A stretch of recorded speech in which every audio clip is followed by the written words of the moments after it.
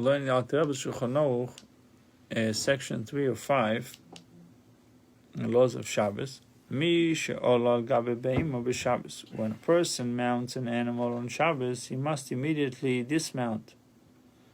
This applies even to one who ascended the animal in willful violation of the sage's prohibition.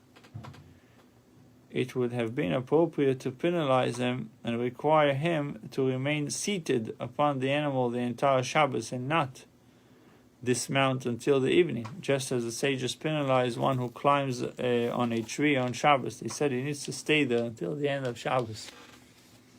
Gemara in Eruvin, page 100a, the requirement to remain in the tree applies only when one ascends in willful violation of the prohibition, and conscious one who ascends without consciously violating the prohibition is permitted to descend.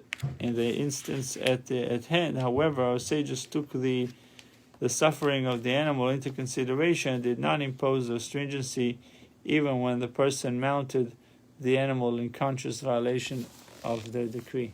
Understand? Because over here, if you say the person to stay on the animal, since he violated the rabbi's prohibition intentionally, should have punished him just like with the tree, to stay on the tree the whole Shabbos. But over here, since it's going to cause suffering to the animal, that you're mounting it the whole Shabbos, the rabbi said he should just dismount. Nevertheless, because of the discomfort suffered by the animal, the sages did not wish to enact a decree concerning this. Similarly, it is permitted to remove a burden from an animal on Shabbos because of the discomfort suffered by the animal.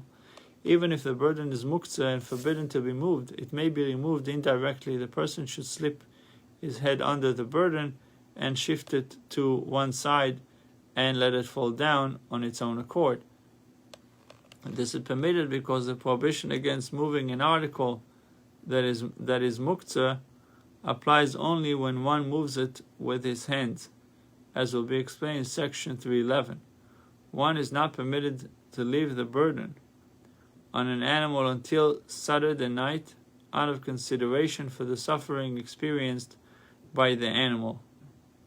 What to do if causing the burden to fall off the animal will cause the loss is explained in section 266. When unloading an animal's burden, one must be careful not to use the sides of the animal for support. This warning leads to the following stringency in a situation where there are two sacks placed on the sides of a donkey, one on its right and one on its left. Each of the sacks has a strap at its opening. These two straps are tied together with the knot now laying on the donkey's back and the sacks weighing down on its sides. It is impossible to untie the knot without lifting the sacks at least a bit. When lifting them, however, the sacks will be supported by the sides of the animal. It is forbidden to unload them from the donkey on Shabbos. So then donkey got to suffer the whole Shabbos.